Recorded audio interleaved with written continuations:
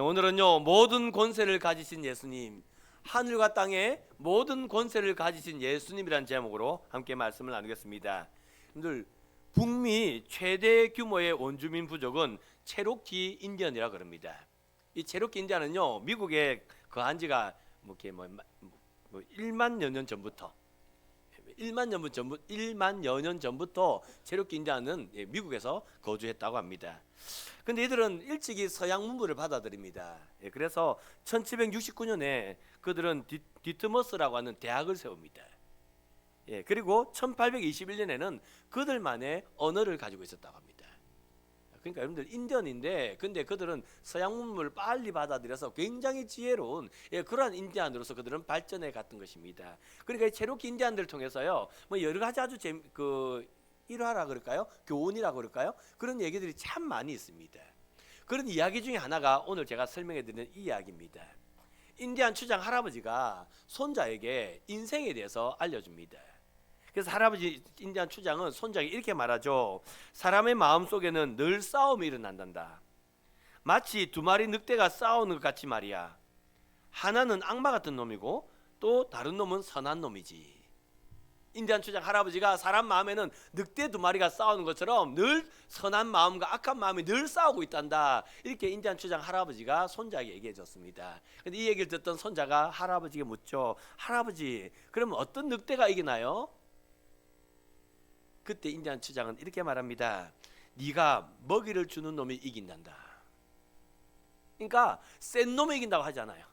센 놈이 이기는 게 아니라 네가 먹이를 주는 놈이 이긴단다 라고 할아버지는 가르쳐 줍니다.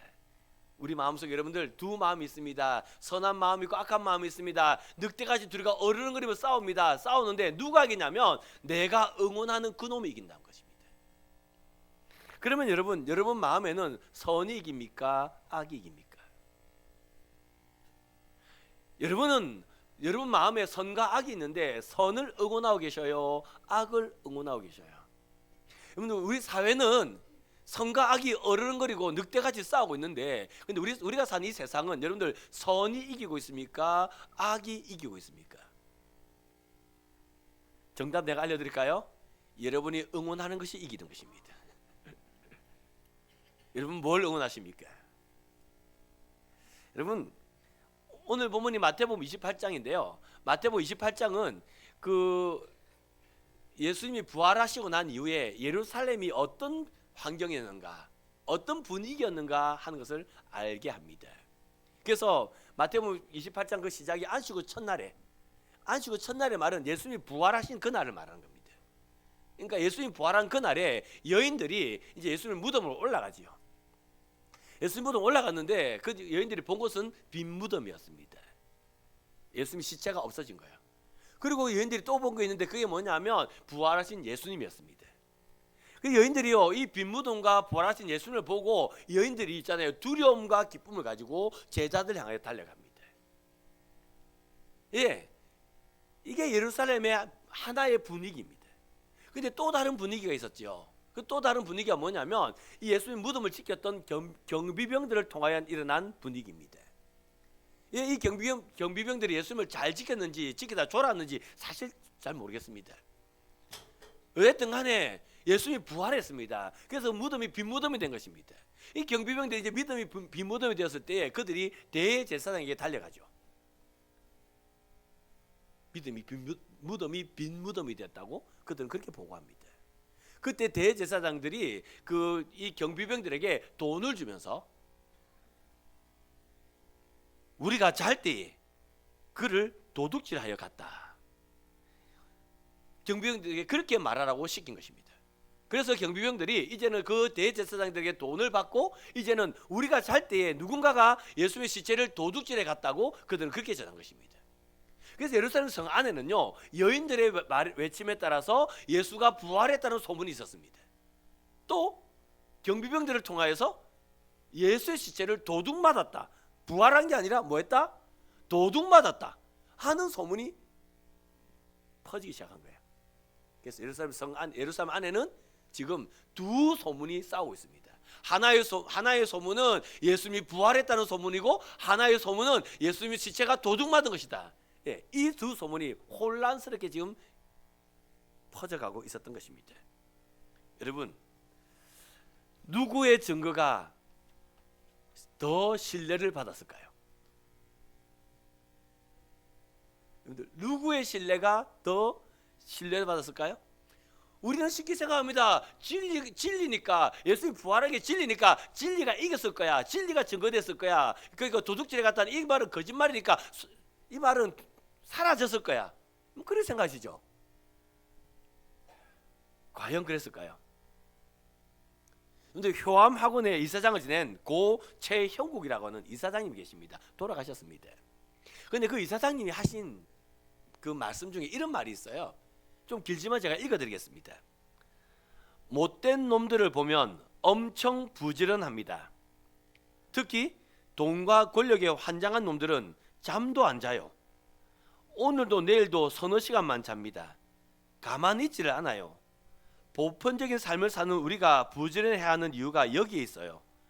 좋은 의도니까 받아들여지겠지, 상식이니까 지켜지겠지 하고 생각하면 안 돼요. 선의만 믿고 게을러지면 선의도 부서집니다. 못된 놈들한테 먹혀요. 돈을 중심으로 돌아가는 우리 사회에서는 안타깝지만 그럴 수밖에 없어요. 그러니 지키고 싶은 선이나 자신만의 신념이 있다면 부지런해야 해요. 못됐다 욕만 할 게 아니라 그 놈들 이상으로 부지런해야 합니다. 그것 말고는 지킬 길이 없어요. 고 최영국 이사장님은 진리이고 선이니까 이게 지켜질 거다라고 생각하지만 그렇지 않다는 것입니다. 세상에요, 못된 사람들은요 너무너무 부지런하답니다. 그래서 있잖아요, 하루에 서너 시간밖에 자지 않고 그렇게 부지런을 떤답니다. 그렇게 부지런을 떠는 그 사람들 앞에서 우리의 진리를, 우리의 선을 지키려면 우리도 그 사람들보다 더 부지런해야 선과 진리를 지킬 수 있다. 최영국 이사장님은 그렇게 말씀하고 있는 것입니다. 예, 그러니까 지금 예루살렘 성 안에 있잖아요, 예수님이 부활했다는 소문과 예수님이 아니다, 예수 시체를 도둑맞았다는 이 두 소문이 여러분들 지금 극성을 부르고 있는데, 그런데 누가 이기냐면 결국 그것입니다. 누가 열심을 내었느냐는 것입니다. 이게 진리니까 이긴다가 아니라 여러분들 결국 열심을 누가 내었느냐는 것입니다. 여러분, 누가 열심을 더 냈을까요? 여러분, 누가 더 열심을 내었을까요? 이제 오늘 본문 한번 보시기 바랍니다. 오늘 본문을 보면 우리 예수님 앞에 11명의 제자가 나아갑니다. 그래서 11명의 제자가 예수님을 경배해요. 여기서 경배하다는 이 단어의 뜻이 뭐냐면 예수님을 하나님의 아들로 인정하여 표현하는 행위, 이게 경배입니다. 박경배 지사님 맞죠? 예, 이게 경배입니다. 경배는 예수님이 하나님의 아들임을 인정하여서 거기에 합당한 예를 표하는 것, 이게 경배예요. 그래서 여기서 경배하다는 단어를 옛날의 성경에는 절하다라고 그렇게 표현이 되었다고 합니다. 제가 확인 안 해봐가지고. 그러니까 뭐예요? 예수님은 당신 하나님의 아들입니다라고 절을 하는 겁니다. 예, 맞습니다. 지금 11명의 제자가 부활하신 예수님을 지금 당신은 하나님의 아들입니다라고 하면 절을 하고 있습니다. 절을 하고 있는데 있잖아요. 근데 이상해요. 근데 딱 여기까지만 기록이 되면 되는데 이 뒤에 있잖아요, 우리가 이해하지 못하는 문장이 하나 더 나옵니다. 어떤 문장인지 아세요? 우리 한번 읽어보실까요? 28장 17절 말씀. 17절 말씀 같이 읽겠습니다. 같이 읽습니다. 시작. 예수를 배웠고 경배하나 아직도 의심하는 사람들이 있더라. 아멘. 예, 그러니까 지금 당신은 하나님의 아들입니다 라고 하면서 지금 절을 하고 있거든요. 절을 하는데 근데 마음에 뭐가 있었다고요? 의심하는 자도 있었다는 겁니다. 여기서 이 의심하다는 단어는요, 신약 성경에 딱 2번 나오는 단어입니다. 오늘 본문에 한번 나왔고요, 또 마태복음 14장 31절에 또 나옵니다. 마태복음 14장을 보면 이제 그 제자들이 풍랑이는 바다에 떠 있습니다. 그때 예수님께서 무리를 걸어가시죠. 예수님께서 무리를 걸어가시거든요. 예, 그때 이 제자들이 얼마나 놀랬던지. 안 그렇겠습니까? 여러분들 지금 막 풍랑이 일어서 막 파도가 막 치고 파도 치는 데서 살 거라고 막 노를 젓고 막 하고 있는데 무엇이 슉슉 보였다 안 보였다 그런 겁니다. 그러니까 제자들이 놀래가지고 귀신이다 그래요. 그때 예수님께서 제자들이 했던 말이 뭐냐면 내니 두려워 말라. 이 옛날에 제가 설교 한번 했는데 여기서 내니 두려워 말라는 이 내니라는 단어는 말은요 예수께서 모세에게 I am that I am 나는 스스로 있는 자니라 하는 그와 같은 의미입니다. 예, 예수께서 내다 내가 하나님의 아들이다 그러니까 두려워하지 말아라.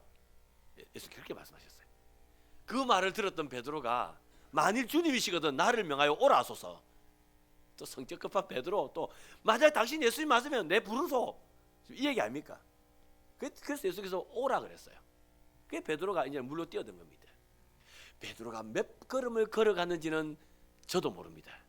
그런 걸 성경에 기록해야 되는데 베드로가 7걸음을 걸었다가 풍랑이 일어서 빠졌더라 뭐 이렇게 딱 돼야 되는데 몇 걸음을 걸었는지는 성경에 기록하지 않아요. 근데 주께서 오라 그래서 베드로가 물로 가서 이제 물 위를 달려가는 겁니다. 달려가다가 갑자기 풍랑이 일었어요. 파도가 철렁했겠죠? 그때 베드로가 물로 빠져들어갑니다. 그 물로 빠져들어가는 그 베드로를 주님께서 건지시죠. 건지시면서 주님께서 하신 말씀이 뭐냐면 믿음이 작은 자여 왜 의심하였느냐 딱 그렇게 말씀하세요. 여기 의심 나오죠? 이 의심이 오늘 본문에 나오는 의심과 똑같은 단어 딱 신약성에 2번 나오는 단어입니다. 그럼 여기서 의심하다는 말의 의미가 뭡니까? 여기서 의심하다는 단어의 의미는 있잖아요 예수님을 안 믿는다는 말이 아니에요. 예수를 믿는데 그 믿음이 흔들리는 거예요. 이게 의심입니다. 여기서 의심이라는 단어의 의미는 뭐냐면 믿음을 내가 거절하거나 내가 믿음이 없거나 한 게 아니라 지금 예수님을 향한 믿음이 있는데 지금 그 믿음이 흔들리고 있는 거예요. 예, 지금 제자들이 그랬던 것입니다. 베드로가 풍랑이는 바다 위를 걸어가다가 물에 빠진 것처럼 그들이요 지금 예수님 앞에 경배를 하고 있는데 예수님 앞에 절을 하고 있는데 근데 있잖아요 지금 마음속에는 그게 확신이 없단 말입니다. 여러분들 왜 제자들의 믿음이 이렇게 흔들릴까요? 왜 확신이 없었을까요? 그런데 이상한 것은 그 다음에 주님의 말씀입니다. 전 사실 이해가 잘 안 돼요. 뭐가 이해가 안 되냐면 제자들이 예수를 보고 부활의 주님을 보고도 믿음이 흔들린 게 이해가 안 돼요. 근데 더 이해가 안 되는 게 뭐냐면 그렇게 믿음이 흔들리는 제자를 향하여 예수님이 꾸짖지 않는다는 겁니다. 저 같으면 꾸짖을 것 같은데 야 너는 보고도 못 믿나? 너가 내 믿도록 하기 위해서 내가 얼마나 노력 많이 했는데 너가 지금 그러고 있으면 되나? 저 같으면 야단을 쳐야 될 것 같은데 예수님 꾸짖지 않아요. 또요 또 예수를 믿게 할 거라고 설득도 하지 않아요. 예수님 뭐 하시는지 아십니까? 예수님께서는 그런 믿음이 흔들리는 제자들에게 너희는 가서 모든 족속으로 제자를 삼아. 너희가 가라. 너 가라. 가서 제자 삼으라. 사명을 주는 겁니다. 여러분들 사명을 주는데요. 이게 그냥 한번 해봐라 하는 게 아니에요. 그냥 너가 제자 한번 삼아봐라 그런 게 아니에요. 왜냐하면 제자 삼으라 그렇게 말씀하신 예수께서는 제자를 삼기 위해서 너희가 뭐 해야 되는지 행동 지침도 2가지를 알려줍니다. 제자 삼기 위해서 너가 해야 될 행동 지침 2가지. 하나가 뭐냐면 아버지와 아들과 성령 이름으로 세례를 베풀고 행동 지침 하나가 첫 번째가 뭐라고요? 세례를 베풀고 그리고 내가 너에게 분부한 모든 것을 가르쳐 지키게 하라. 이거 2개가 행동 지침입니다. 세례를 베풀어라. 또 가르쳐 지키게 하라. 그래서 너희들이 세례를 베풀고 가르쳐 지키게 함으로 말미암아 제자를 삼는 일이 이루어질 거다. 이 말이 그 말입니다. 그러니까 여러분들 그냥 제자 한번 삼아봐라 이게 그게 아니잖아요. 너가 구체적으로 이렇게 해야 제자가 삼아질 거다. 그러니까 구체적으로 뭘 어떻게 한번 해야 된다. 즉 그거를 주님이 말씀하신단 말입니다. 그러니까 이거는 해봐라는 거예요, 해야 되는 거예요. 이거는 해야 되는 겁니다. 여러분 세례를 베풀다는 이 단어의 뜻 아세요? 행동 지침 2가지 중에 첫 번째가 뭐냐면 세례를 베풀라인데요. 세례를 베푼다는 이 말의 의미 아세요? 그러면 세례를 베푼다는 이 단어는요 경제적 용어랍니다. 경제적 용어. 제가 쉽게 설명해 드릴까요? 제가 빵집에 빵이 먹고 싶어서 빵집에 갔습니다. 빵집에 갔더니 빵이 많습니다. 그 빵 제 겁니까? 빵 주인 겁니까? 제 거 아닙니까? 내가 먹고 싶어 갔는데 이가 많네. 예, 제가 빵이 먹고 싶은 빵집에 갔습니다. 빵이 많습니다. 그거 제 거 아닙니다. 빵 주인 겁니다. 그래서 제가 먹고 싶은 빵을 이제 한 5개 골랐습니다.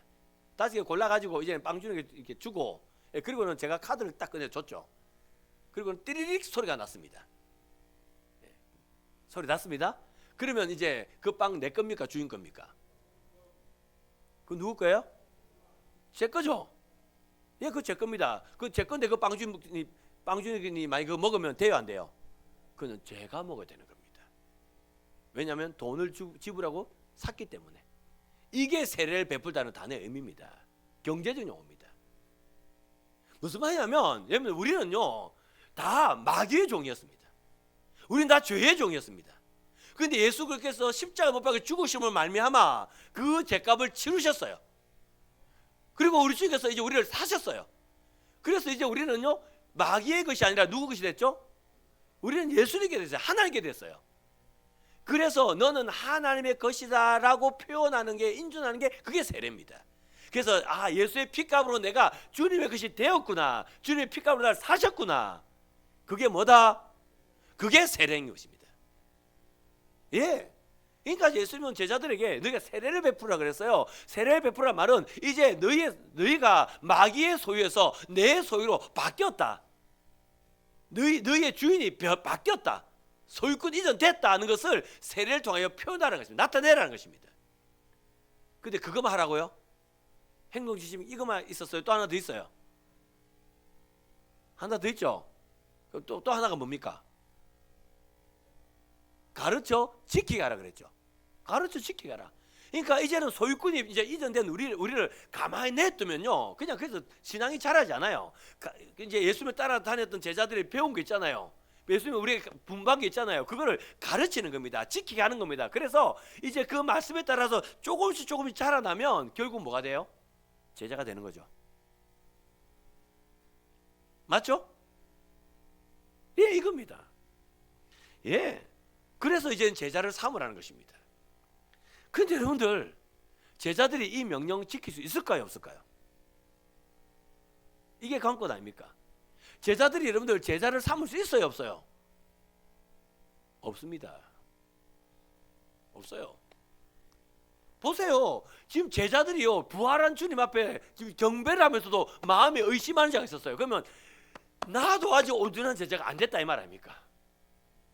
나도 아직 온전한 제자가 안 됐는데 내가 무슨 가르쳐서, 무슨 세례를 베푸고 무슨 가르쳐서 내가 어떻게 제자를 삼아갈 수 있어요? 내부터 안 되고 있는데.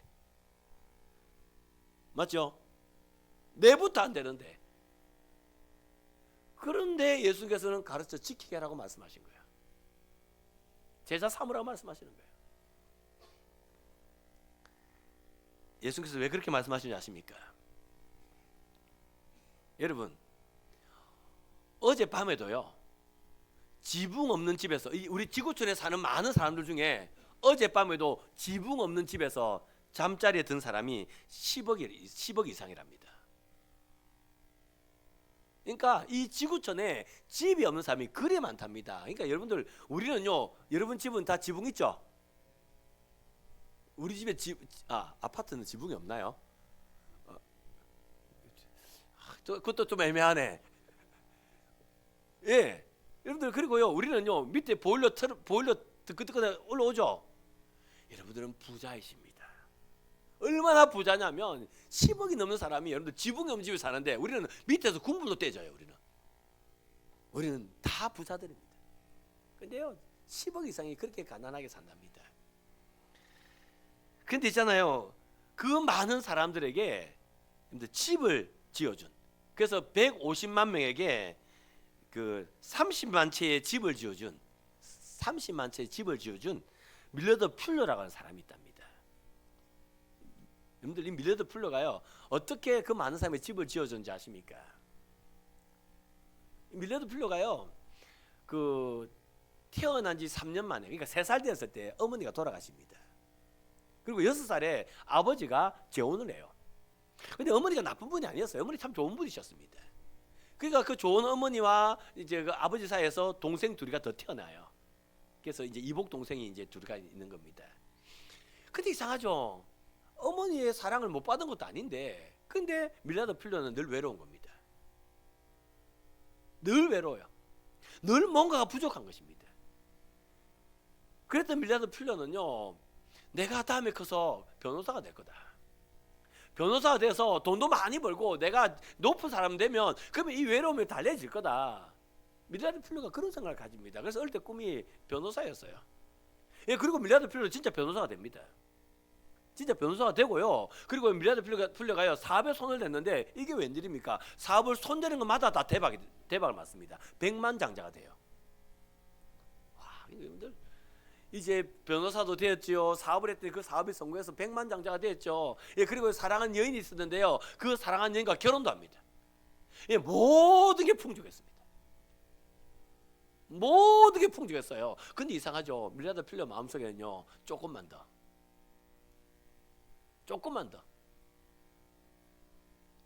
아니 마음 이 정도 백만장자 되고 사랑하는 여인과 같이 결혼했고 그렇게 살면 여러분들 변호사가 되고 하면 뭐 만족이 있어야 될 거 아닙니까? 근데 만족은 없고요. 조금만 더 돈을 벌면 만족할 거다.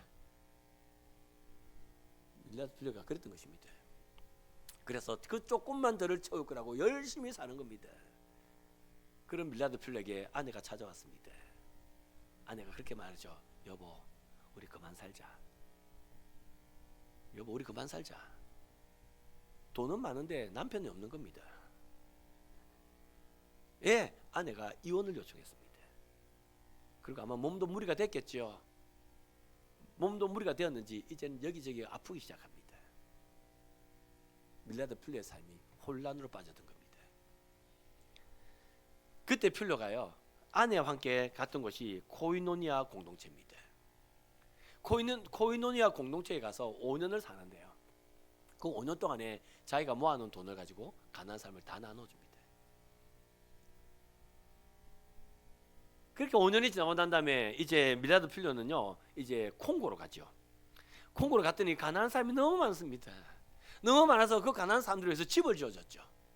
집을 지어줬는데요, 너무 행복한 겁니다. 그동안에 못 느꼈던 행복이 거기 있었던 것입니다.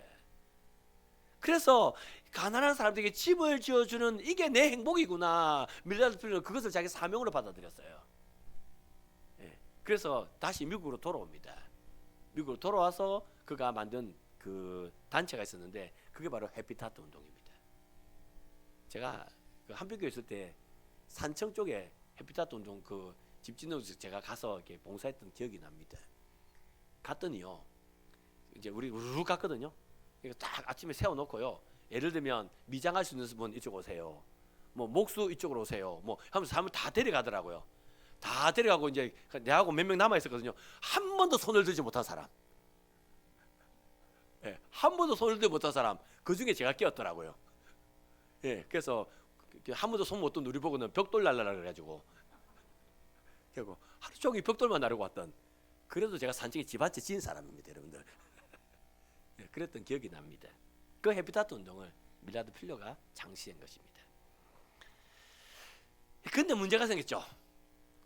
밀라드 필러가 백만장자이던데 5년 동안 코이노니아 공동체였으면 가난한 사람이 돈 다 나눠준 겁니다. 돈이 없어요. 남에게 집을 지으려면 돈이 있어야 되는데 돈이 없었던 겁니다. 근데 밀라드 필러가 이 운동을 시작해요. 어떻게 시작했는지 아십니까? 밀라드 필러가 이렇게 얘기합니다. 가진 것이 많은 하나님이 기뻐하는 일을 하면 하나님이 채워주실 것이다. 나는 돈 다 나눠주고 없지만 가진 것이 많은 하나님이 기뻐하는 일을 하면 하나님이 채워줄 거다. 예, 그 믿음이 생긴 겁니다.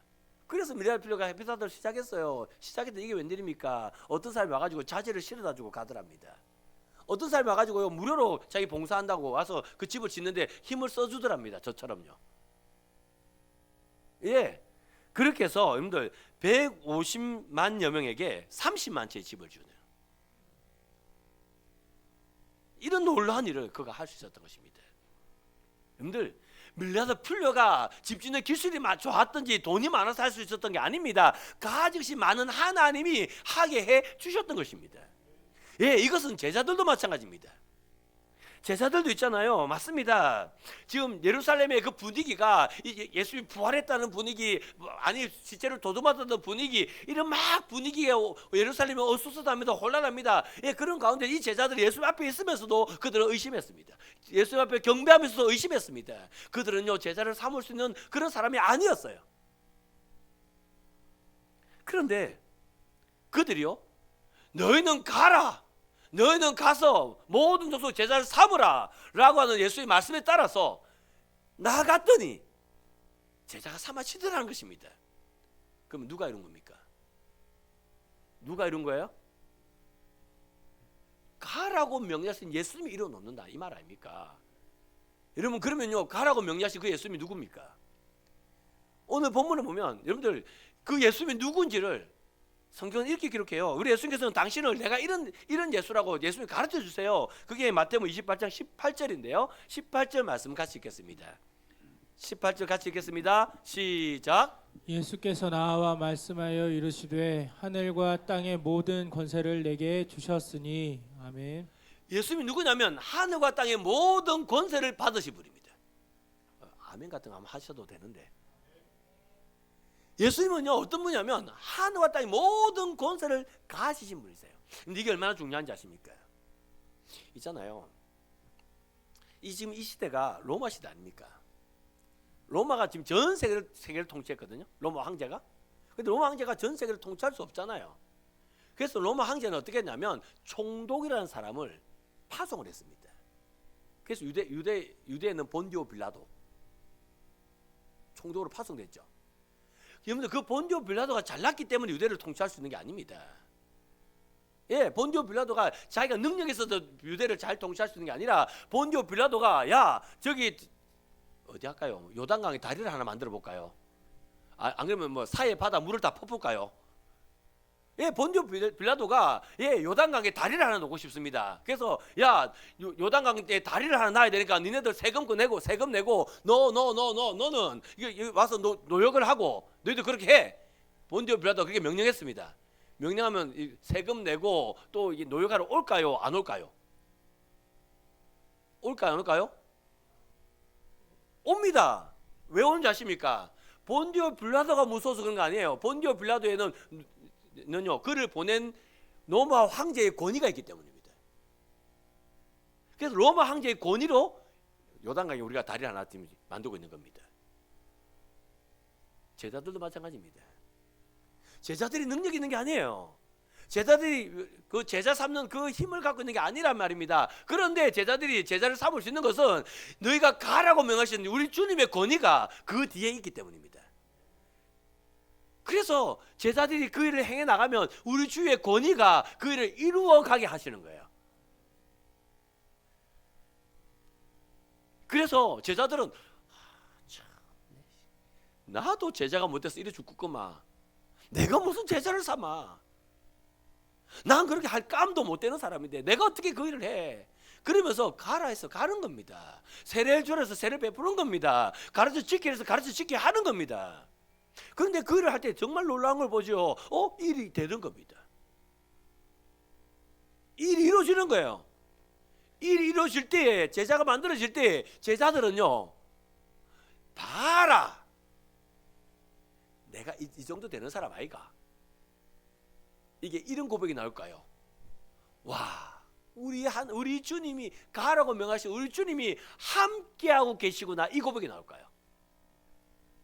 1번, 2번입니다. 볼지어다 내가 세상 끝날까지 너희와 항상 함께 있으리라는 말씀이 이 말씀인 겁니다.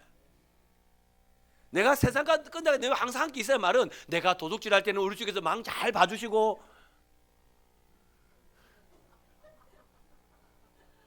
그게 아니란 말입니다, 여러분들. 그게 아니라, 여러분들, 내가 너희와 항상 함께 있으란 말은 우리 중에서 가서 제사 삼으라고 말씀하지 않았습니까? 근데 나는 그거 까면 안 돼요. 까면 안 되는데 근데 주가 명령하셨으니 가는 겁니다. 그게 세례 베푸는 겁니다. 벌벌벌 떨면서 세례 베풀겠지요. 내가 이걸 할 수 없는 사람인데 내가 어떻게 일을 해? 벌벌벌 떨면서 세례 베풀겠지요. 내가 가르칠 수 없는 사람인데 내가 이거 가르쳐야 됩니다. 그러니까 자신이 없어가지고 하나님 내가 이걸 어떻게 가르치단 말입니까? 나도 못하는데 그러면서 있잖아요. 주님 의지하면서 가르칠 거 아닙니까? 그랬더니 내 권위로는 일어날 수 없는 놀라운 일이 주님의 권위로 일어나는 겁니다. 그래서 와, 우리 주님이 나와 함께 하시구나, 세상 끝내가 나와 함께 하신 주님이 이런 주님이시구나 알게 되는 것입니다.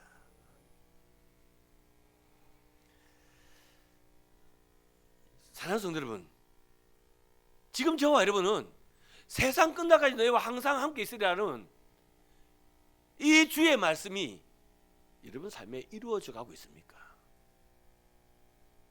하늘과 땅의 모든 권세를 가진 주님의 그 권위가 나를 통하여 지금 나타나고 있구나.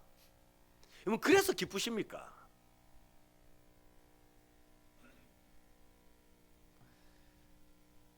얼마 전에 목사고시가 있었습니다. 그 목사고시가 있어서 그래서 이제 강도사 2년을 마치신 이제 목사 후보생들 이렇게 시험도 치고 또 설교도 듣고, 그리고 설교도 평가를 해주고, 그리고 이제 면접을 했습니다. 면접을 하는데 제가 사실 그 전날 그 면접할 거를 다 적어놨습니다. 내가 이거 이렇게 물어봐야지 하고 내가 다 적어놨는데 앉자마자 기도 끝나자마자 그 제일 높으신 목사님께서 공 목사님이 제일 먼저 질문하세요. 그러더라고요. 책도 하지 안 넘겼는데. 그래가지고 당황을 해가지고 그래서 그 준비한 게 생각이 안 나더라고요. 그래서 제가 물었죠. 그 소명의 외적 증거와 내적 증거를 말씀해 보세요. 그러니까 하나님이 당신을 목사로 부르신 그 내적 증거와 외적 증거를 설명 한번 해보세요. 그렇게 질문했습니다. 그리고는 다 했습니다. 준비한 거 한 번도 못하고 다 했습니다. 그랬습니다. 그랬더니 이제 그 다음 목사님께 면접을 쭉 넘어갔습니다. 근데 가만히 생각 억울하더라고요. 어젯밤에 준비해 놓은 게. 그래서 다른 목사님 질문할 때 이제 찾았습니다. 책을 뒤져가지고 나오더라고요. 그래서 이걸 물어봐야 되는데 하는데 끝날 때 그 조장 목사님이 그러더라고요. 혹시 그 면접 질문할 거 있으면 뭐 이렇게 못 하시는 거 있으면 질문하라 그러더라고요. 질문하신 목사님 있나 묻더라고요. 그래서 제가 손 들었죠. 저 남았다고 제가. 그러니까 하라 그러더라고요. 그래서 제가 질문한 게 이것입니다. 목사님, 아니 그 면접하는 그 목사 후보생들에게 강도사님, 목사가 무슨 일을 하는 사람이라고 생각하십니까? 신대원을 졸업하고 강도사 2년을 마치고 목사 되겠다고 여기 와 계신데 목사가 무슨 일을 하는 사람인 줄 알고 지금 여기 와 계십니까? 제가 그렇게 물었습니다. 좀 당황하더라고요.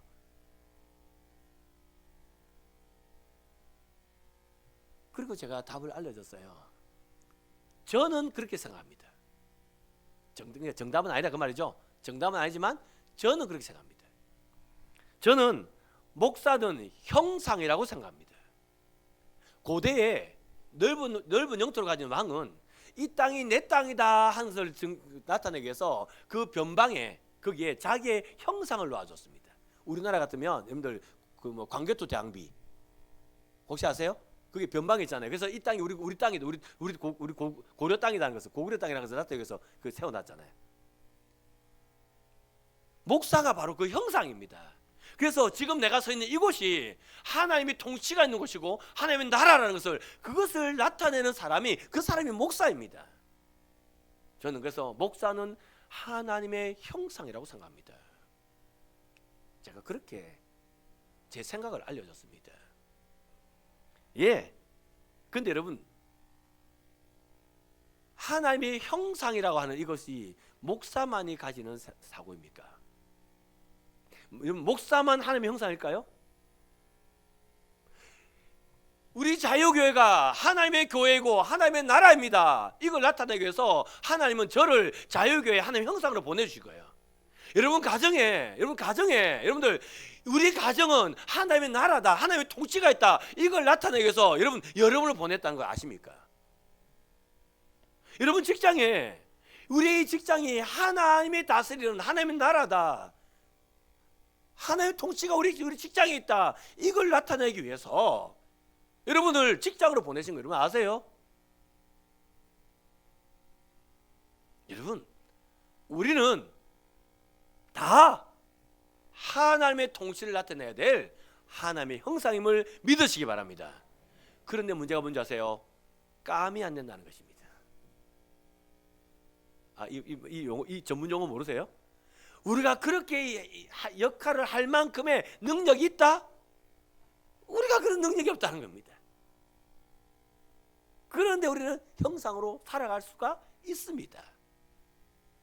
왜냐하면 하늘과 땅의 모든 권세를 주님께서 나를 형상으로 세우셨기 때문입니다. 그래서 내 능력으로는 내가 형상으로 살아갈 수 없지만 하늘과 땅의 모든 권세를 주님께서 나에게 그 권위로 내 뒤에 딱 계시기 때문에, 그 권위의 주님이 계시기 때문에 우리가 말씀에 따라 순복하며 나갈 때에 하나님의 영광의 빛이 우리 자유교회에, 여러분 가정에, 여러분 직장에 환하게 비춰지는 것입니다. 지난주가 저희 교회가 공동회가 있었죠. 아마 피트 받으신 분들은 그런 생각할 겁니다. 나는 내 신앙도 제대로 못 지키는데 내가 어떻게 장로가 돼? 내가 어떻게 집사가 되고 내가 어떻게 권사가 돼? 아마 지금 그러시겠죠.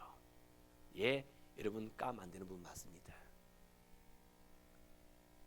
그런데 여러분을 통하여서 하나님의 역사가 일어날 겁니다.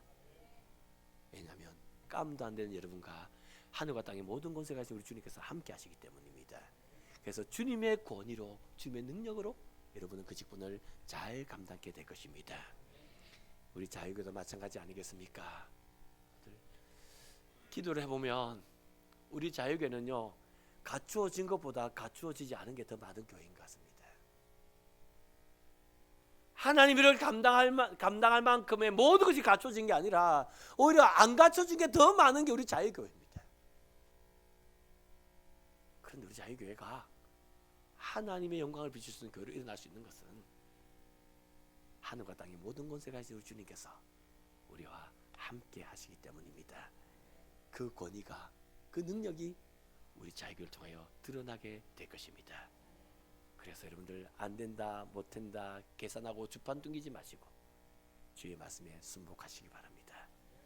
주의 말씀에 순복하여서 함께 하시는 그 주님을 만나서 찬송할 수 있는 저와 여러분의 신앙의 삶이 될 수 있기를 주의 이름으로 축원합니다.